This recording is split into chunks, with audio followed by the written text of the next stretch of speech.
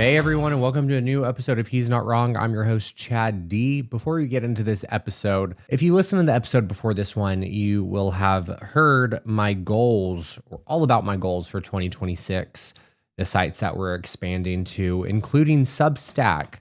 So Substack is going to allow us to go deeper into the conversations that we have here on He's Not Wrong.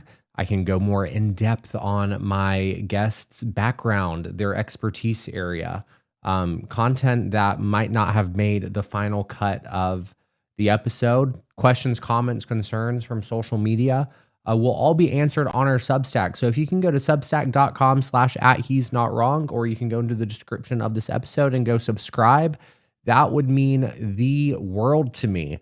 I have a link tree as well. The Substack is linked there.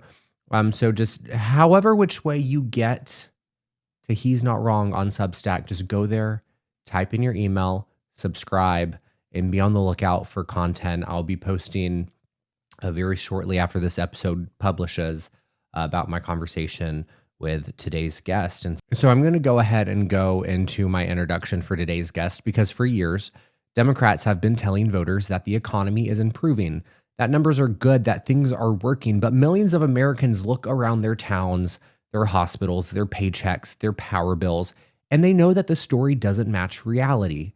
My guest today has spent his entire career interrogating that disconnect.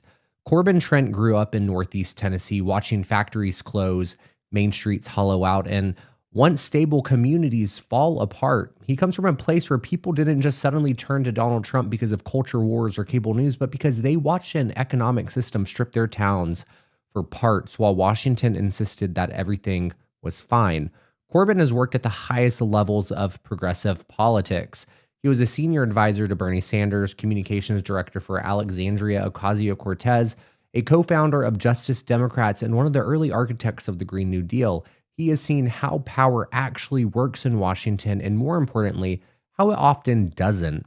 In our conversation, we talk about why America doesn't have a money problem, but rather a competence problem, why we spend more and build less, why healthcare keeps getting more expensive no matter how many subsidies we pass, why voters in places like Tennessee and Alabama feel abandoned by both parties, and why naming villains without having a real plan to rebuild is how movements collapse into cults. We also dig into what it would actually mean for the government to rebuild again and deliver real, visible, material changes in people's lives, and what the Democratic Party has to get right if it wants to survive the 2026 midterms and be viable again in 2028. Corbin Trent writes about rebuilding America at americasundoing.com. You can go subscribe to the Substack community with over 117,000 subscribers and growing every day. So without further ado, I give you my conversation with Corbin Trent. Corbin Trent, thank you so much for coming on to He's Not Wrong today. How are you doing? I'm well. How are you? I'm doing well. I'm doing well as we kick off 2026.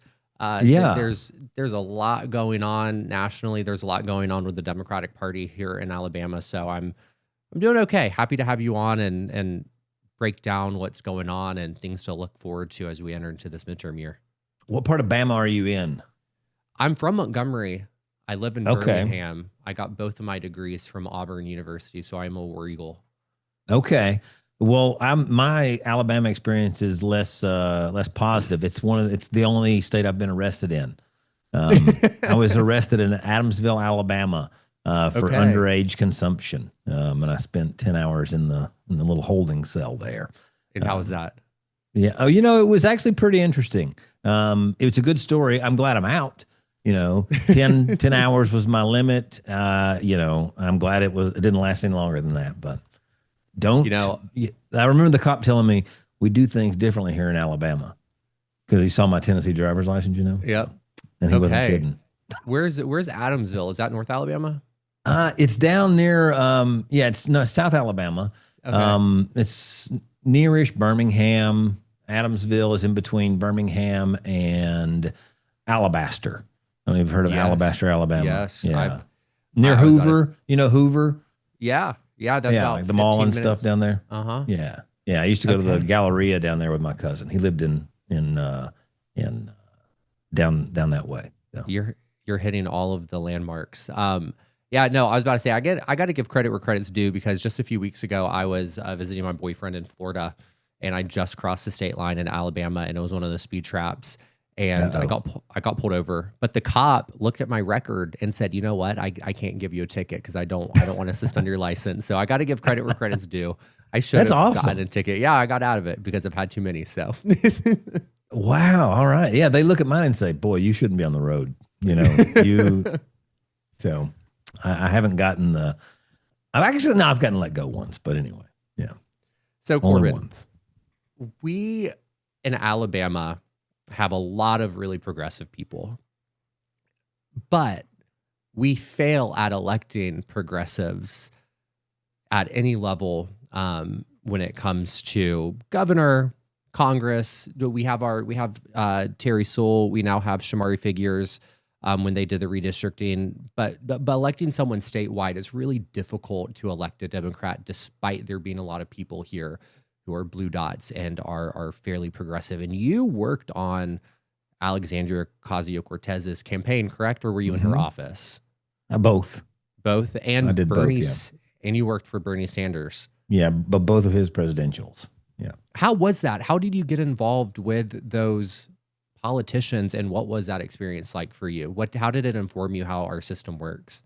There was I got into it because Bernie really, the first time he ran in 15, could not hire your standard run of the mill, political operatives. Anybody in the Democratic Party that wanted to work in politics for a living knew that they were on the Hillary train, and that was the only train in town, and you didn't get on the Bernie train. But I was super inspired by Bernie. He was the second, maybe the third politician that I really liked. First was John Edwards. It didn't go so well. Then next was Barack Obama, and I got really pumped about Obama. He was the first time I ever went to see a politician in person. I drove to Asheville, North Carolina to watch a rally when he was first running. And I was very excited about Obama until he started nominating his cabinet. And then I sort of bowed out and was like, okay, well, that's politics for you. And then Bernie, I heard Bernie talking on the radio one day. I had a food truck. I'd gone to culinary school, came back to Tennessee, started a food truck, and I'm listening to Bernie Sanders on the Tom Hartman show. And I decide this guy right here, if he runs, because he's talking about running, he hasn't announced yet. If this guy runs, I'm going to do everything I can to help him.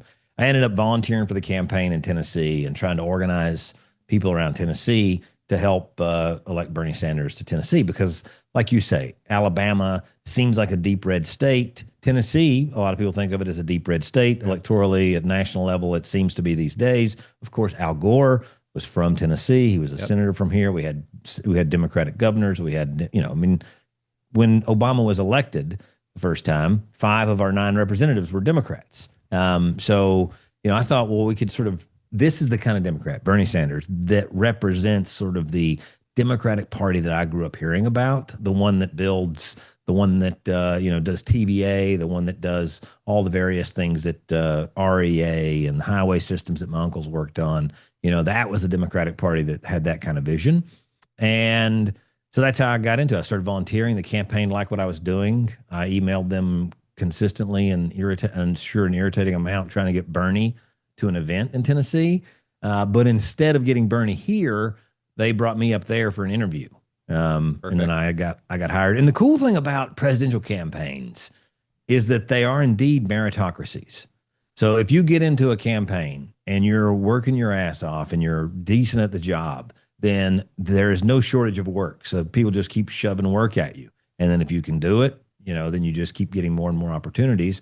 So the next thing you know, I'm on what's called the distributed team, which was me and Zach Exley and a handful of other people, ultimately Shoykat Chakrabarty, working on this team together.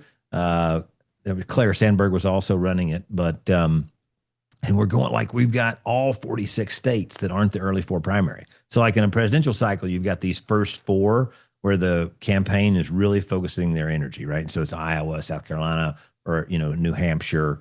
And depend on the map, right?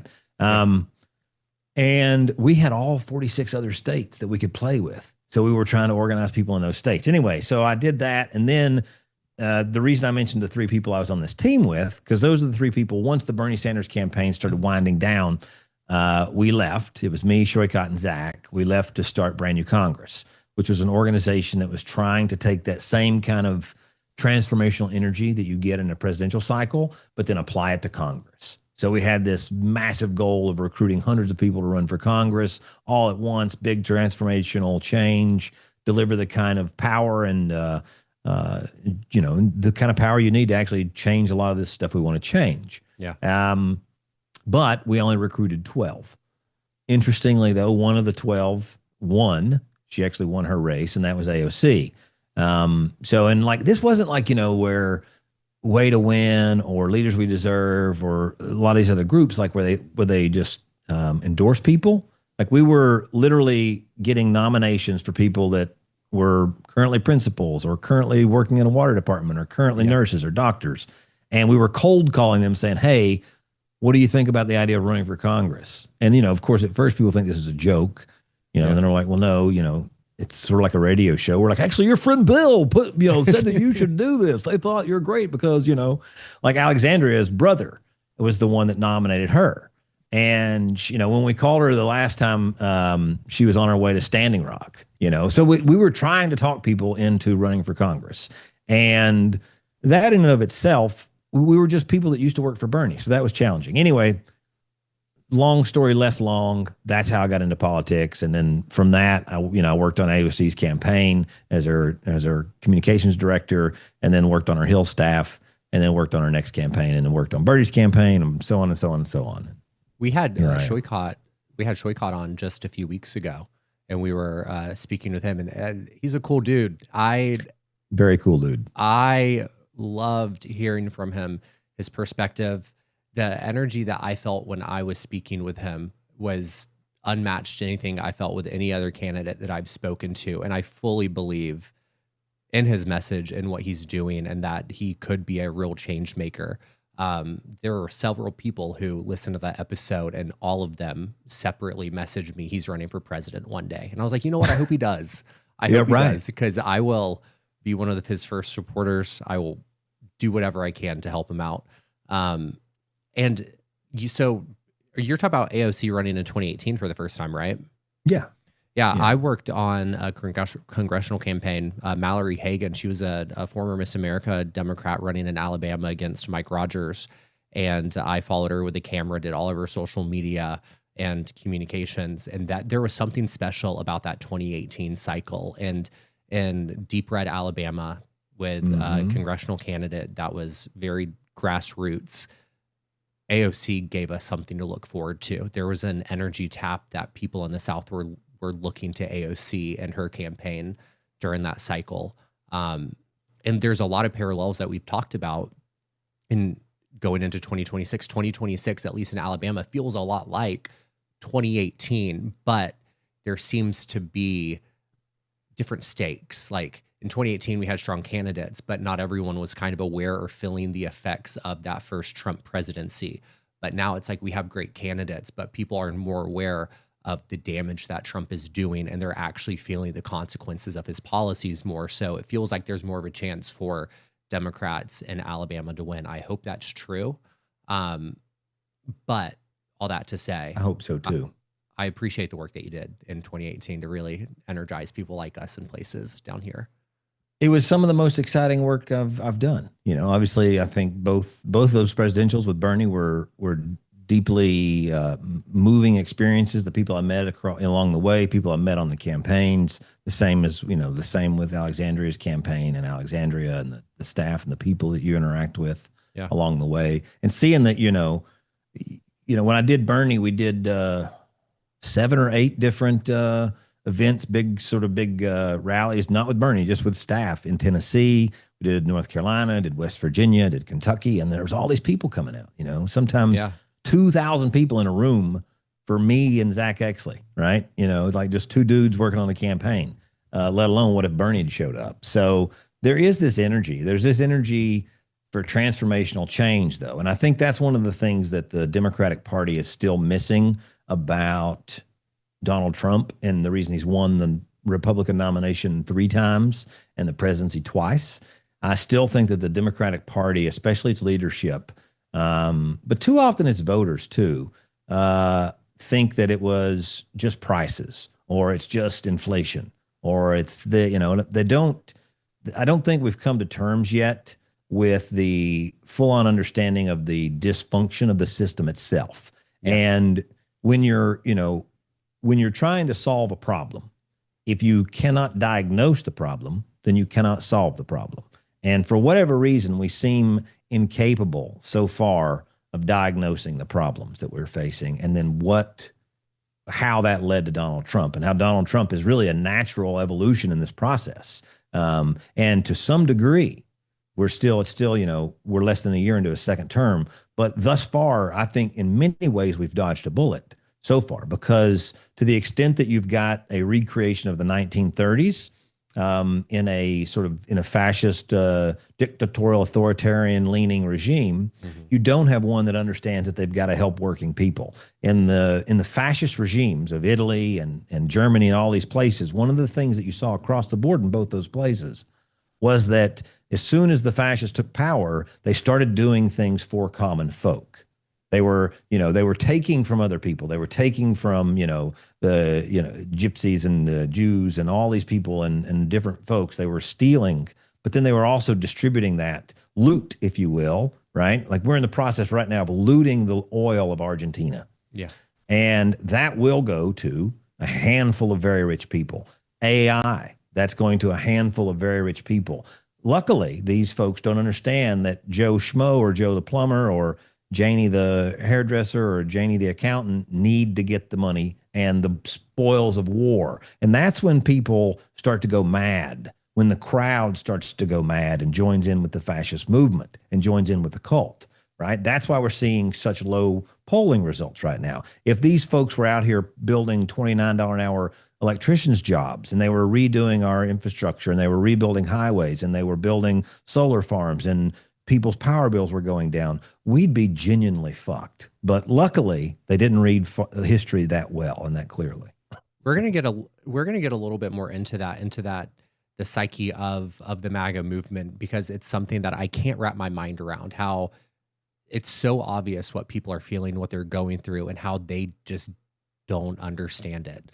We're going to get into that a little bit later. But one thing I want to speak to you about is your writings around affordability and the economy on your Substack, America's Undoing. Because one thing with affordability and inflation that you've written ad nauseum about is the fact that the system is broken. And when inflation goes down, it doesn't mean prices are going to go down. In order for prices to go down, something has to break, something has to change. There has to be a depression level event in order for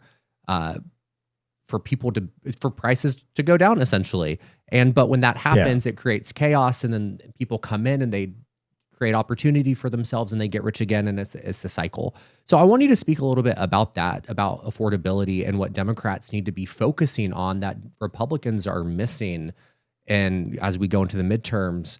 Because it's one thing to talk about affordability. It's one thing to understand that people can't afford their healthcare. It's one thing to understand that wages are about to be garnished on student loans, while people's healthcare are in some cases being quadrupled. They can't afford groceries. But actually doing things to get those prices to go down is a completely different thing. What needs to happen for that to happen and for Democrats to have a win on that front? I think one of the easiest places to examine this, and you can do this in any sector, but I think the easiest place to examine it is healthcare, because it's one of those places that's where we're seeing right now the impacts of putting more of the cost on people, taking some of the cost. Like, you say people's healthcare costs are about to go up, sometimes quadruple, right? Yep. But the interesting thing is the cost of the health insurance isn't changing. What's changing is how much subsidy we're getting from the government into our to pay for our health insurance, right? The really irritating part about it is what we're doing is going back to the original Obamacare. All that's happening is the enhanced subsidies through the COVID era are going away. They're lapsing. They're rolling off. So what we're getting left with right now is the thing that Democrats told us was going to be great, which is Obamacare. Yeah. And we're now screaming like Chicken Little that the sky is falling. This is awful. This is the worst thing ever. And it's genuinely and truly just Obamacare, right? That's all this is. And so the real problem we're having is that we're spending not last year, at this point, 2 years ago in 2023, $5.4 trillion on healthcare, $14,500 and change per human being. But the thing is, we've gotten so obsessed with the idea of money and spending, inequality, wealth inequality, income inequality, that we think that changing that dynamic will solve our problems. But healthcare is a great example, because it doesn't matter if you gave everybody universal healthcare tomorrow, what you would find, because it's a fact, is that there's not enough healthcare for everybody. There is not enough hospitals, doctors, clinics, eye doctors, dentists. That supply does not exist in the United States of America for 330 million people. And the only reason that it seems halfway functional is because there are so many barriers to use. And those barriers are financial, those barriers are geographic, those barriers are social. There's lots of different barriers, right? So what I think the Democratic Party needs to be able to comprehend and understand is that normal functionality, normal governance, the way they want to govern, like things are, like they want to govern in a very rational, normal, sensible way, and just everybody calm down. And, I think that works if you're coasting, if you're gliding.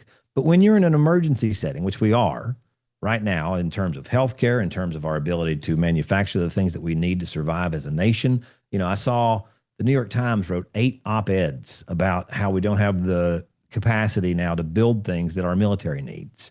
But it's not just our military. We can't build these microphones. We can't build this arm. We can't do any of this stuff. We can't build things in this country anymore. We're completely dependent on other people. And so we've got to learn how to make things again. We got to learn how to make doctors faster. We've got to learn how to make nurse practitioners and PAs and nurses. We've got to learn how to get more hospitals and more rural clinics out the door.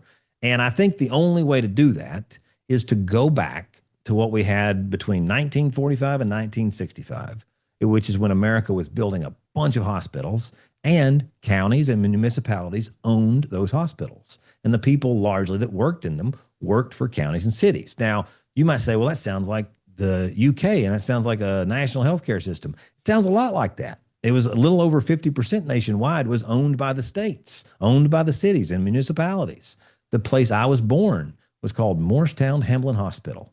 And it wasn't just like a clever corporate name. That was actually the city and the county that jointly owned the hospital that I was born in. So, the problem is, I don't see, we've gotten so embedded with this idea of neoliberalism, and that markets and private industry and private sector are the only ones that can solve anything. And the government's role is to put up some guardrails and shove in bales of cash, right? Yep. But the problem is, if you put bales of cash into a healthcare machine, and then that healthcare machine generates consolidation, generates really rich, executives and sick people, and then the more cash you put in, the more consolidation you get, because that is what this system is creating.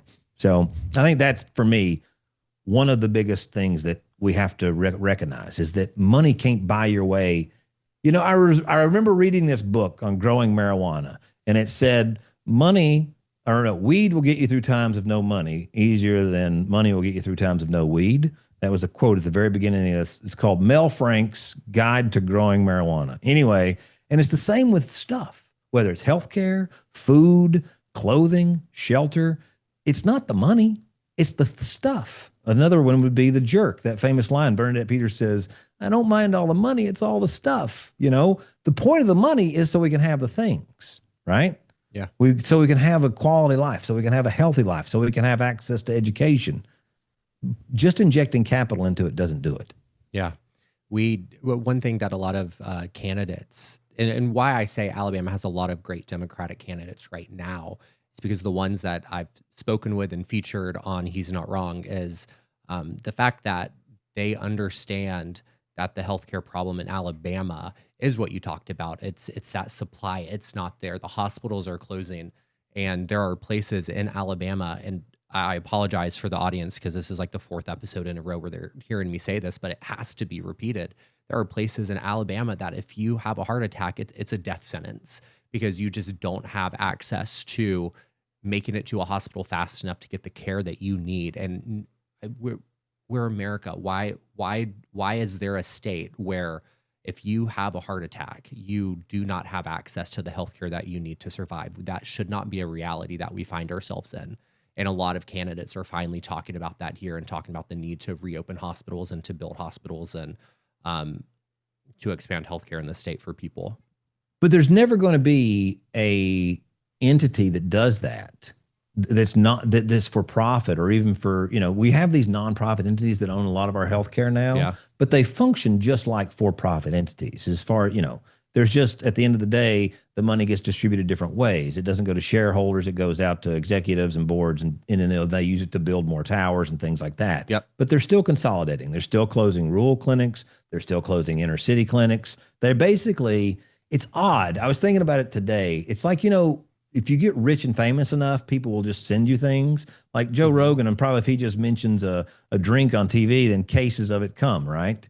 The same thing was true of Ocasio. She had so much stuff coming to the office. Of course, we can't take it, so we're having to send all this shit back, right? But so the rich and famous get things for free when the folks that need it the most don't. And it's the same way with healthcare. It ironically consolidates around centers of wealth because they want to put these places where the better clients are, where people look, and they also want to see, let's do all of our lab work in this area here. We'll do all of our, these corporations, for profit or not for profit, want to see efficiency. So having 4 different hospitals in 4 counties, that'd be crazy. Why would you, it's not efficient. Well, of course it's not efficient. It's the same way with post offices. If we were doing postal services simply for efficiency's sake, you would have about as many post offices as you have UPS stores. You wouldn't have one in every zip code. Wouldn't make sense. You wouldn't be able to mail something from Miami to Anchorage, Alaska for, what is it, 65, 55? I don't know what it is. I don't want a stamp cost, but whatever that is, right? It's not for profit. It's run as a infrastructure need for America. And ironically, that was one that was written into the Constitution, the Postal Service. Yeah. But healthcare, education, housing, childcare, the ability for people to work these jobs, this is inhibiting our ability to be a productive and competitive nation, aside from just GDP. And, I think that's the other thing that we, hopefully in 2026, there are a lot of candidates I'm excited about. I think the one I'm most excited about, you've already mentioned, which is Shoykat Chakrabarty, who's running in California in Nancy Pelosi's old seat that she's not running for anymore. And I think he's one of the most thoughtful candidates that I've seen this cycle in terms of understanding the scope, the depth of the problems that we face as a country, but then more so than that, even the intricate, the work that it's going to take to actually fix some of these problems.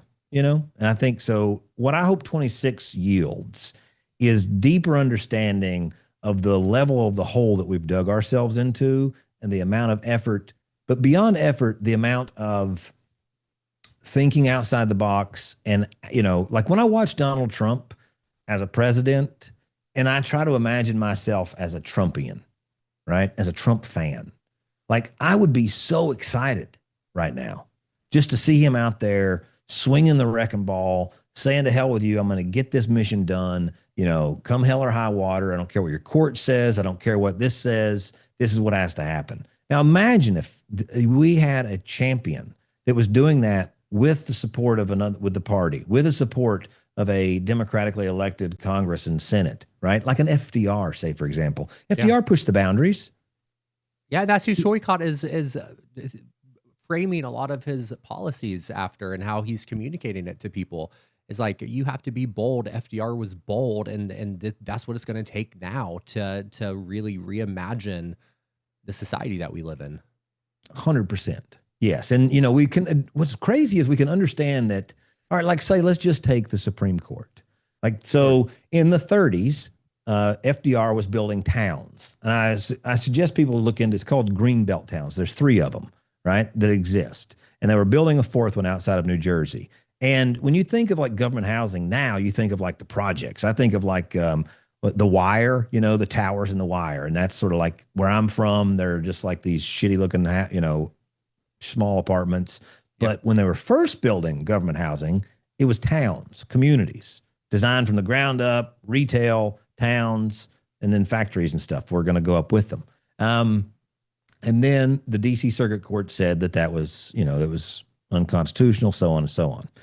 And then you've gone through many iterations of Supreme Court since then, but now we've gotten to the point that we've got a Supreme Court that has decided that the president of the United States is above the law, that he can do anything while he's president with basic impunity, right? Yep. And we know, I mean, I think it's pretty clear to say that that is antithetical to the American system. It's like, so we can see that there's a Supreme Court that is violating the most basic and obvious tenets of our society, that no one is above the law, president or not, that if you commit a crime, if you torture people on purpose, if you commit a crime, you should be liable and be able to be held accountable for that crime. And so, but the problem is, if you have a conversation where you say, so we're going to have to think about impeaching Supreme Court justices, these are conversations that the Democratic Party, especially the leadership, doesn't want to have because it seems too disruptive. They don't like the idea of disruption. They just want to get back to normal.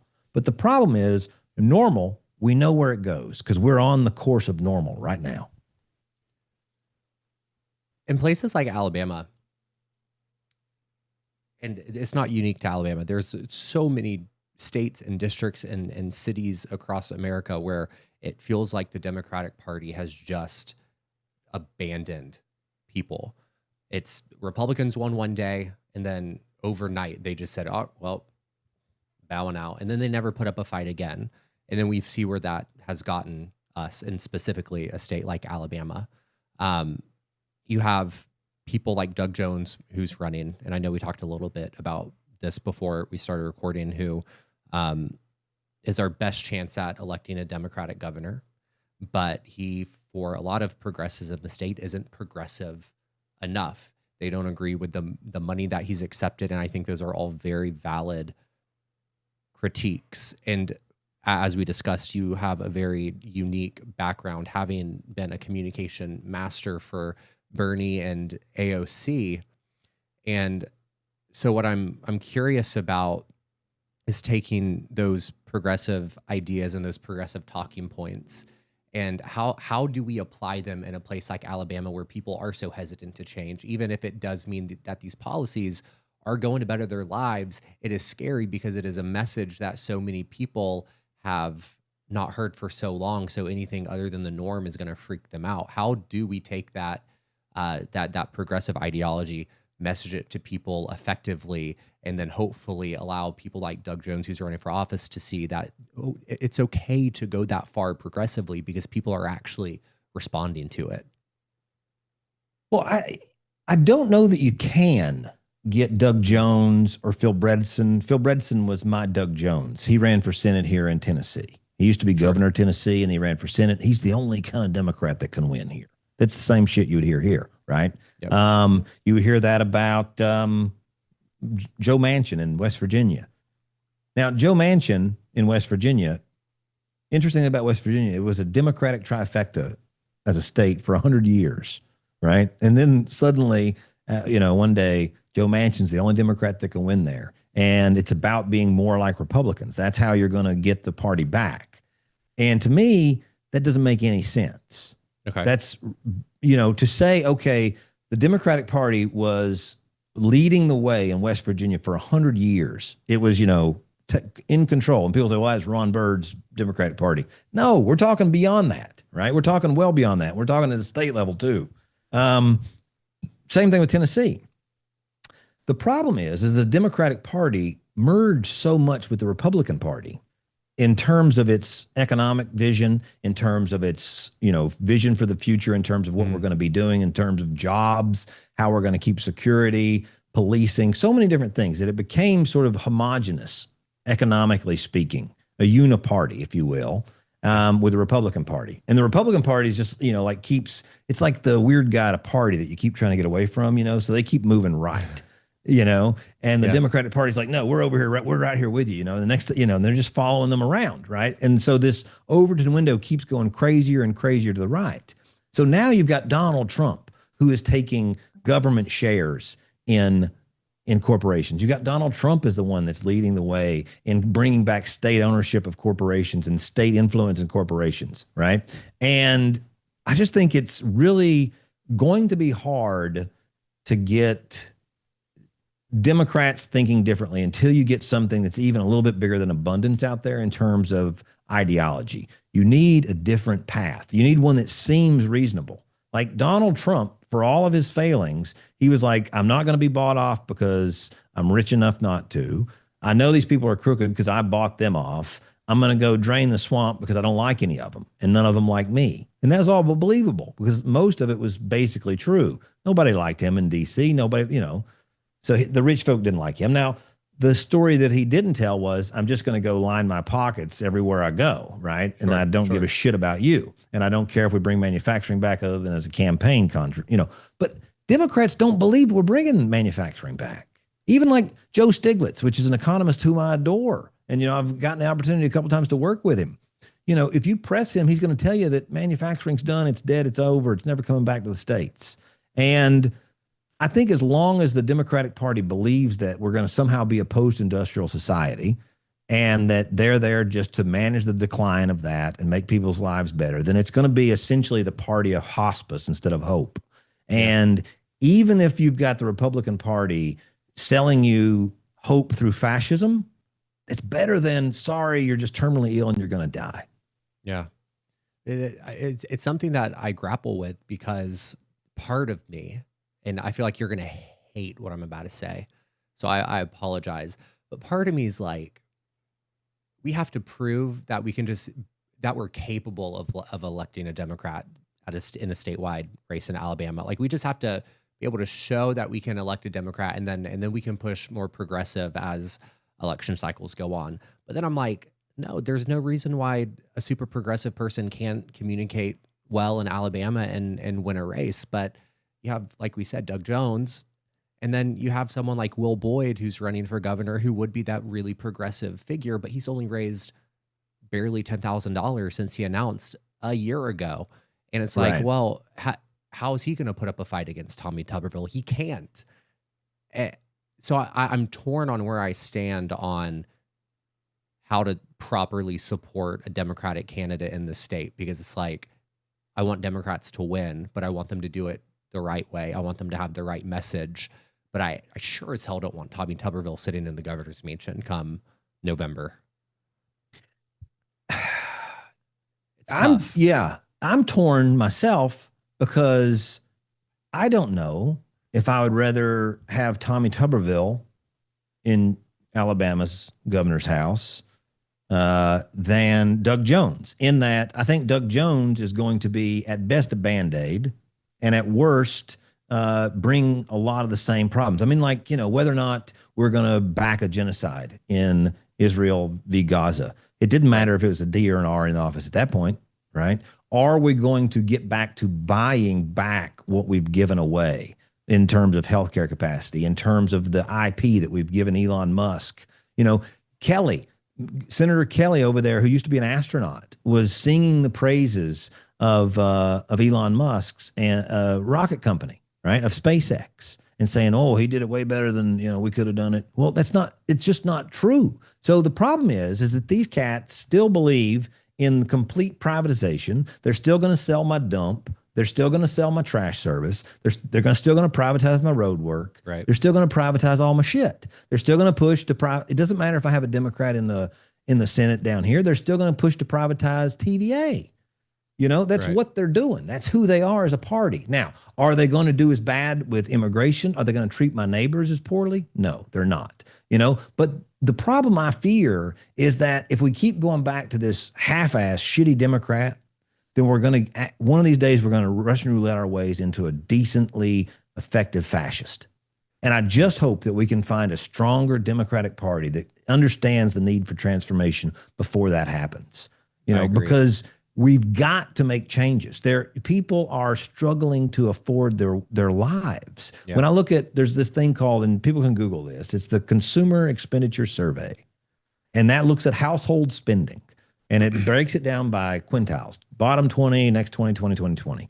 And if you look at just a handful of spending categories, which is food, clothing, shelter, transportation, and education, and childcare is in there with housing for whatever reason. So there's 6 categories. For the bottom 20%, they spend 182% of their income on those few categories. The next 20 spends 98.9%. Then the next one is 80%. Then the next one is 67%.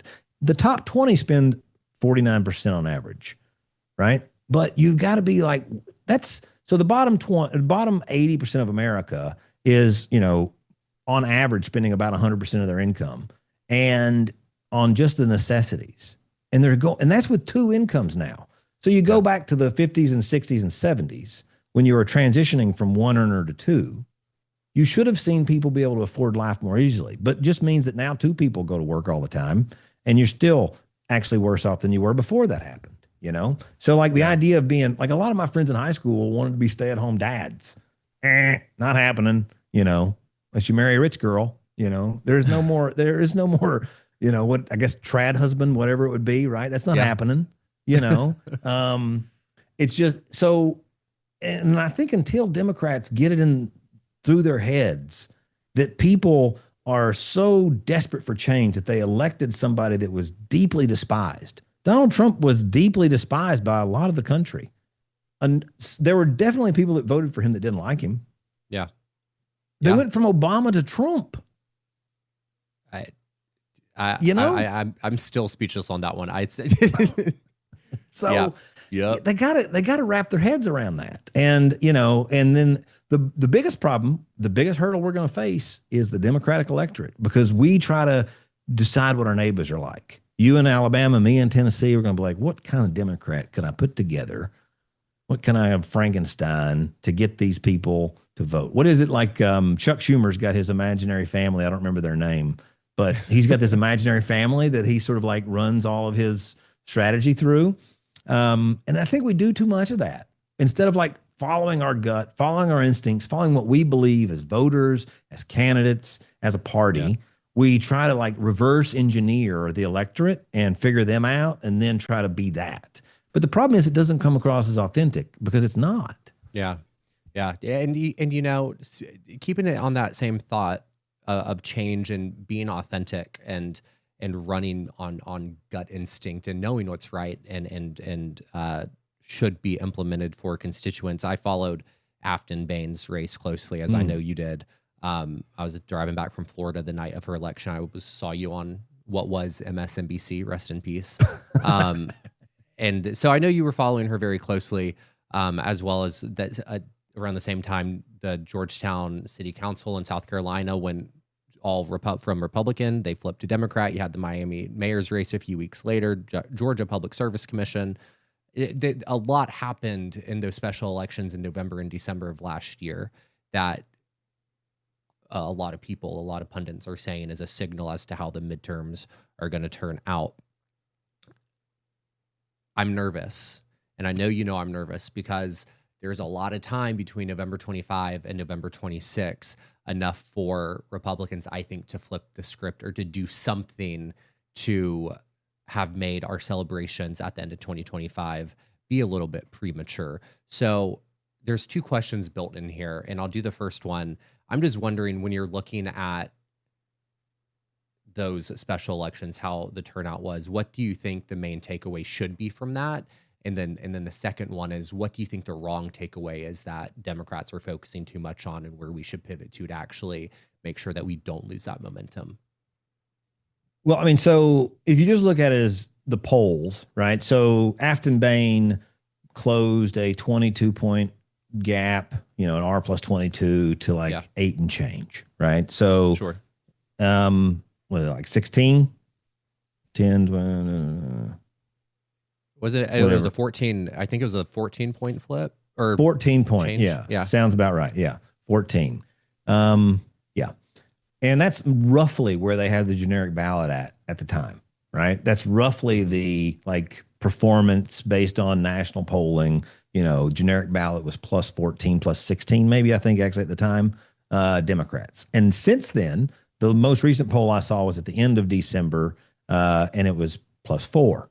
So we, in just that time period from like September, October to December, you saw the generic ballot shift from plus 16 to plus 4. So Democrats fell 12 points for whatever reason. Now, the thing that I think we should take from that is that Afton Bain was a very progressive candidate and she overperformed. Now, would she have done, would a moderate Dem have done better? I don't think so. I think basically whatever was on the D line would have performed about as well as she did. I think it was just Democrats. People were looking for something different. And that's what happened in 2010.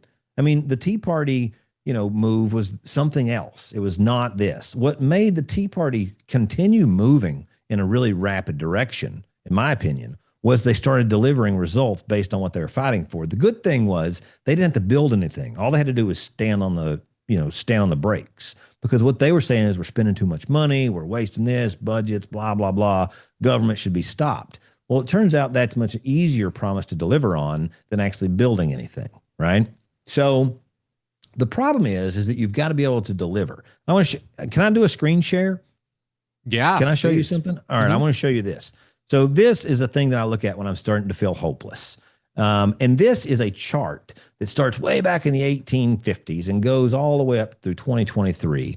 And what you see at the top is Senate, and you see at the bottom is the House, and you see in the middle is the presidency. Red is Republican, blue is Democrat. Now, what happened here, this period of time is the one I want to look at right here in the middle, if you can see my mouse, where it goes from small Republican majorities like we're having right now, 3 years of Republicans, to then this is when you flipped over to FDR and you got boom. Now this is one cycle, went from slim Republican majority to a Democrat filibuster proof majority here in the Senate.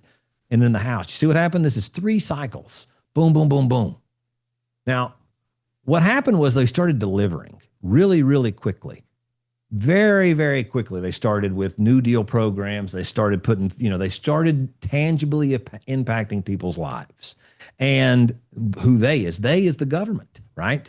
They were the Democratic Party. And they didn't say, we need a better Republican Party. We need a sensible Republican Party. They said, no, we want the Republican Party to be demolished. We want it to be small enough that we can drown it in a bathtub, just like Grover Norquist said about the federal government, right?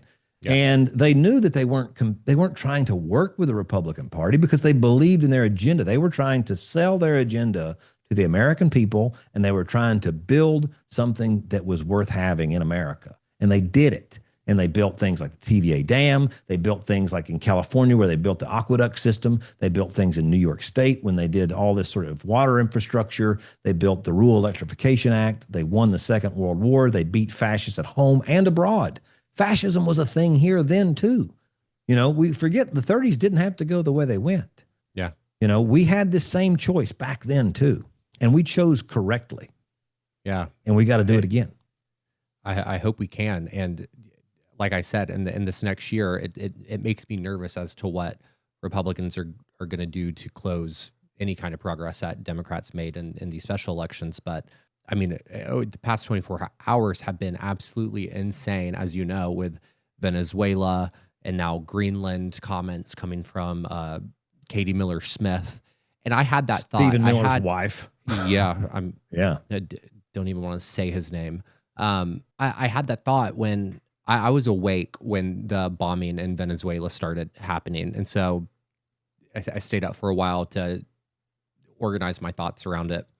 And I had the thought that like the dry run for Greenland. And then she tweeted what she tweeted just a few hours ago about how they're next. I'm like, yep, it's so obvious. I feel like a lot of people say it's not. I feel like when they tell us what they're going to do something, we should believe them. But what I'm curious about from your perspective is with what was happening in Venezuela, is that something that the Republican base is actually like, is that actually going to energize them? Or is this a distraction? Because I mean, I have not heard Epstein files once. I've not heard about healthcare or affordability once. It's just been about Venezuela and back to Trump not getting congressional approval for something that he should have gotten congressional approval for. And it's like that is such a dead talking point. No president goes to Congress to get approval for this. So like, why is that what we're talking about now? Like that's an obvious that he's not going to go through the proper chain of command to do something that he needs to do. So like what, Help me wrap my mind And around this, even, because I cannot understand what's going on. yeah, I don't know if they're going to be able to sell American imperialism, like totally reigniting American imperialism to that degree that we're just going to run the country, which, Trump said we're going to run Venezuela for a while. We're going to go in there and take their oil. Yeah. This is our oil. They stole it. Interestingly, even the oil executives back when they nationalized the oil industry in Venezuela back in the 70s were like, yeah, they paid us for all of our infrastructure. They pay, this is a legit business transaction. So, the narrative, can they sell the narrative of going and taking resources and taking oil and taking, this sort of goes back to the thing I was saying earlier, which is that they don't have, their instinct is not to enrich the American people, right? Yeah. They're not sending out windfall checks. And I tell you what, is a sorry ass thing about human beings is that it's very easy for us to cover our eyes if things are going well for us. That's how atrocities happen. We're not some unique country that's not capable of, being subject to mob rule and just doing awful things and turning a blind eye. Certainly not. And I think the only saving grace we have right now is that this administration and the people that are surrounding Donald Trump are so selfish, myopic, and short-sighted that they don't understand the need of sharing the spoils of their theft.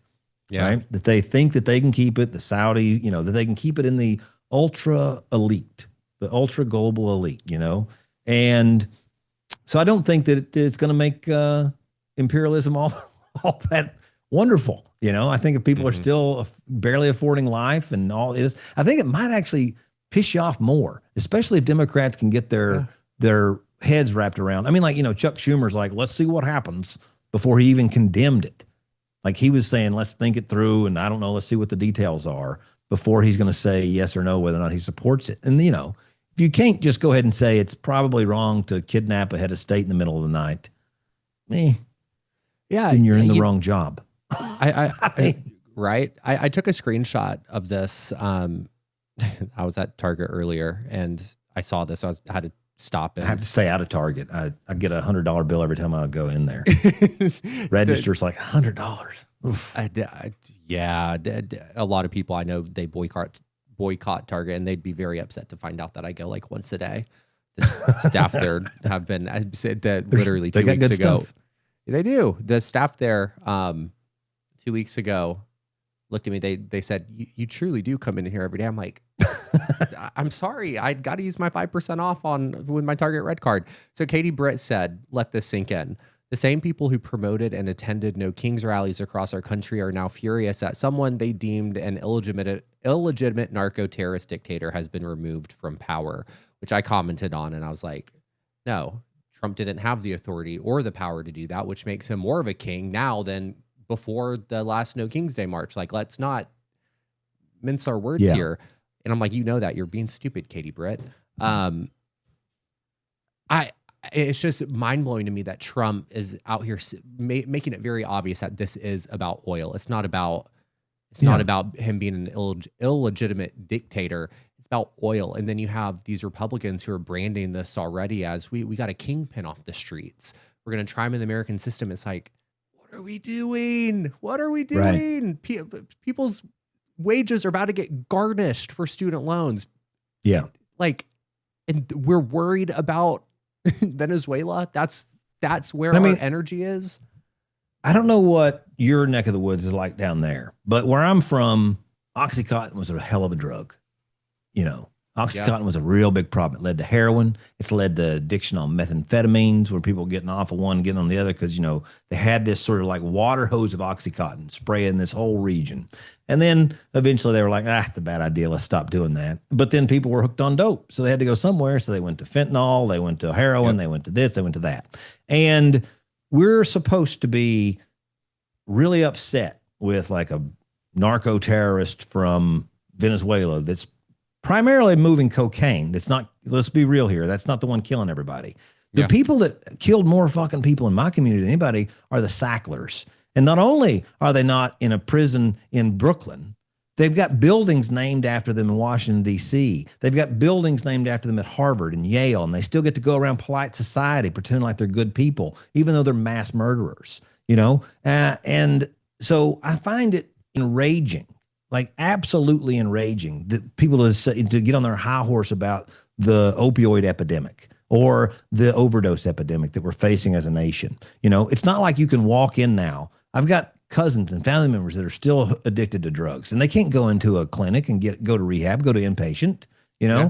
The Sacklers made enough money off of our pain that I would think that until they're broke, it should be free to get. It should be, walk-in clinics should be open to in-stay patients that need to be drug rehabbed until they're penniless. Yeah. Right. Not the way it is. So Pablo Escobar is no worse to me than the Sacklers. I think they're one and the same, except maybe Pablo did a little bit more in terms of creating zoos and nice things for people. We're rounding out the episode, and I have to get off the topic. I'm going to get mad, and I'll keep you over the allotted time that I scheduled you for. But we're rounding out the episode. I want to know, other than Shoykot, what other races across the country that you're going to be focusing on as we entered in the midterm year? For instance, we have a few Illinois candidates coming up. We're following, obviously, Jasmine Crockett and Tallarico in Texas. I am following closely John Sullivan. He's running against Mike Lawler up in the Hudson Valley in New York. So I'm just curious where your focus is as we head into the midterms. I mean, so, obviously I think Graham Plattner is going to be an interesting race. Yep. I think Dan Osborne is an interesting one to watch. He's running as an independent. He ran last cycle. So there was 2 Senate seats up, boom, boom. Right. So he got to run again right after that one closed off, and he lost by 4%. I think it was. I think there's a bunch of House candidates. One of Justin J. Pearson, he is running in a Democratic primary in Tennessee 9, which is the last Democratic seat in the House in Tennessee. And Steve Cohen's the incumbent. He was actually also the first congressperson I ever met when I started Justice Democrats, and it was one of the most depressing meetings I've ever had. It was just about how he can't get anything done. This has been 7 years ago. No shit. This has been 8 years ago. And it was just like, I left this meeting thinking, why is this guy in Congress? Why is he doing it? If it's this depressing and he can't do anything, why is he still here? So Justin Pearson, I think, is going to would make a much more exciting, interested, engaged representative from Tennessee 9. I think Cori Bush running again in Missouri 1. Yep. Donovan McKinney in Michigan, Abdul El-Sayed in Michigan. I think there's a lot of people out there that are doing some really, some exciting work. One of the things I'm looking for are people that are willing to say, we need to replace Jeffries. We need to replace Schumer. I'm looking for people that are willing to put their political capital on the line before it gets there, and I think that's, I really wish we'd seen that. I wish we'd seen a candidate running against Hakeem this time. I think we had that possibility. But then the DSA and Zoran Mamdani and a lot of other folks decided that was not the time, and maybe we'll see what the fruit bears. I'm also, more to come on this, but the Alabama Public Service Commission, right now, Alabama Power is after my ass. Actively trying to silence me because I've been after them on social media, and all my videos shitting on them goes viral. And so I've been having like power surges. They set one of my bills. They set one of my bills to 0. I have all these fake Middle Eastern bot accounts on TikTok that follow me in batches, and then I have to report it to TikTok to get them taken off. So and it always happens like right after I make an Alabama Power video, like they're trying to send me a little signal. You're doing something right. So, but the Public Service Commission, and I want to take every opportunity that I have to speak about the importance of not just the congressional races and Senate races that we just discussed, but there are things like the Public Service Commission here in Alabama that when this is considered an affordability midterm, there are other races that directly impact your ability to afford life. And in Alabama, where you have Alabama Power, this monopoly utility that does not give a shit about anyone's bottom line, the Public Service Commission is the last line of defense to protect people, to control and regulate the utilities, to make sure that people are paying fair rates. And it would be a stopgap to controlling the bonuses that those corporations, power monopolies, are making off the backs of working class people. And so the Public Service Commission, having flipped in Georgia, gives me a lot of hope that we have a possibility to do it here in Alabama. And if my TikTok comments for the past 6 months with thousands of people being pissed off says anything, it really, really gives me hope that we can turn that into energy to put a lot of focus and attention to something like the Alabama Public Service Was that a pun intended, that you want to turn that into energy? Help save on energy? Or no, it was unintended, but you know what? Yeah, I'm going to clip take that it. and I'll take it. Yeah, So, 100%. Final question. Yeah, I think you're right. Yeah. And I'd love to see more of the, like TVA used to be completely state owned and state ran, and it wasn't run like a business. And I think that was the way to go. So I hope we get back into that too, the business of making power. Chattanooga built this gigabit internet years and years ago, and you're not going to believe this, but AT&T came in and ran all these smear campaigns and had tried to stop it as best they could, and more or less was able to bribe the legislature in Tennessee to slow down the expansion of municipal broadband. So it's something that, it got to Morristown, it got to a few other places where I live in Lenoir City now, and we've got LCUB has the fiber, but it's not gone out as quickly as it should have. Yeah. And the same, with utilities, water, power, things like that, we need to remember whose shit this is. Yes. It's ours. Yes. Not theirs. Yes. That is at the core of all of this. Yes, I appreciate that. And so I'm going to ask you a final question. Corbin Trent, what are you not wrong about? I am not wrong that 2026 is the year that we need to build the Democratic Party we need to go into 2028 with. It's not, this is our opportunity as voters, as donors, as media personalities to go to war, political war, with the party that we need to win, not the party that we have. Now is our chance to change it. You're not wrong. And listen, this is going to be way too premature, but if the 2028 election was tomorrow, who would your ideal candidate be at this moment? 2028? Yeah.